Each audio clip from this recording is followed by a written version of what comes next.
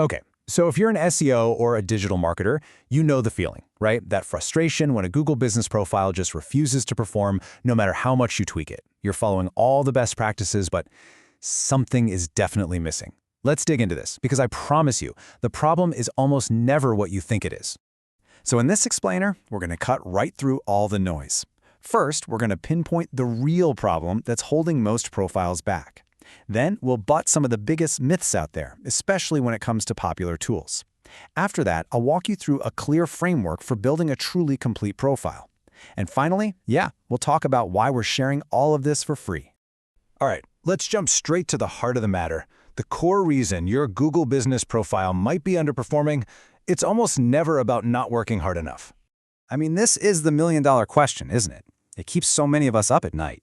You're posting updates, you're adding photos, you're on top of reviews. But in those really competitive markets, the needle just isn't moving. So what is actually going on? Here it is. This is the whole thing right here. The issue isn't that you're not trying hard enough, it's that the very foundation of your GBP is probably flawed. Think about it. You can't just keep redecorating a house that has a cracked foundation and expect it to look good or be stable. It's the exact same principle. So let's put a name to it: structural incompleteness. Now, this doesn't mean you have a bunch of empty fields. Not at all. It means the fields you have filled out are basically strangers to each other. They're not working together. Your services, your categories, your business description, they might all be technically correct, but if they aren't telling one single, cohesive, powerful story to Google, you're going to lose that battle for relevance every time. And here's what that structural incompleteness looks like in the real world. You might pick a primary category like plumber, when actually your most profitable service is emergency leak detection. That's a huge strategic mistake. Or maybe you're relying totally on a tool like HighLevel, which is great, but you don't realize you're missing out on key fields that are only available when you log directly into Google. These are the cracks in the foundation. You know, this leads us perfectly into the next big topic we have to tackle: the myths that cause these structural problems to begin with. There is so much bad or just incomplete advice out there, so let's clear things up. The two biggest myths? Number one, that optimization is just a checklist you have to tick off. It is not. It is all about strategy and making sure everything aligns. Myth number two, that a third-party tool can do the whole job for you. Look, a tool like HighLevel is amazing for execution and automation, but it was never designed to be a full substitute for managing your GBP directly in Google. And what's really fascinating is when you see the gaps laid out like this. Can you set your primary category in HighLevel? Yep, you sure can. But can you add all 9 of your other potential secondary categories? No. Can you go in and select all those super specific service attributes that Google uses to match you with really precise searches? Nope. Those critical relevance building tasks, they have to be done directly in Google, and they're missed all the time. Okay, so if just following checklists and relying too much on tools is the problem, what's the solution? Well, it's a framework.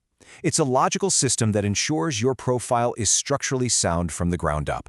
So let's break down what that actually looks like. This whole framework is built on 6 pillars that have to work together. It all kicks off with Pillar 1, strategic categories. This is the most important choice you'll make because it dictates everything else. From there, Pillar 2, your services, and Pillar 3, your descriptions, need to be perfectly aligned to support that category choice. Then, Pillar 4, complete attributes, is where you add all those granular details that Google just loves. And finally, Pillars 5 and 6, media, and a review strategy, they act as the proof, reinforcing all those structural signals you just built. You see, each pillar logically builds on the one before it. Now let me be super clear about what this is not. This is not a course about backlinks or off-page SEO. It's not some magic bullet or a set-it-and-forget-it system, and it's definitely not a beginner's guide. This is a foundational framework for what is arguably one of the most important local ranking factors there is. It's not a one-and-done fix. It's about building a foundation you can actually count on. So at this point, if you're a skeptical marketer, and honestly, you should be, you're probably asking yourself, okay, what's the catch, right? Why would anyone just give away a detailed framework like this for free? Let's just tackle that question head on. So let's talk about the catch.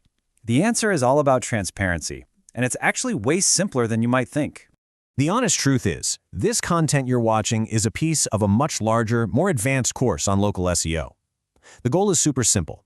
We want you to experience the quality and the depth of the material for yourself, with no strings attached.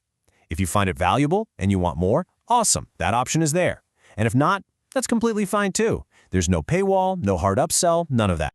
And this quote right here really captures the whole philosophy. The entire strategy is to earn your trust by giving you real, actionable value up front, instead of trying to use hype or manipulative tactics.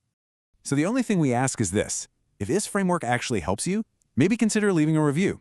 That's it. It's totally optional, but it helps other people find this material. Simple as that. So I want to leave you with this one question. Go look at your profiles or your clients' profiles and ask yourself this. Is this thing built on a cohesive, strategic framework that tells Google one clear, powerful story? Or is it just a collection of checkboxes? Because honestly, the answer to that question could change absolutely everything for you.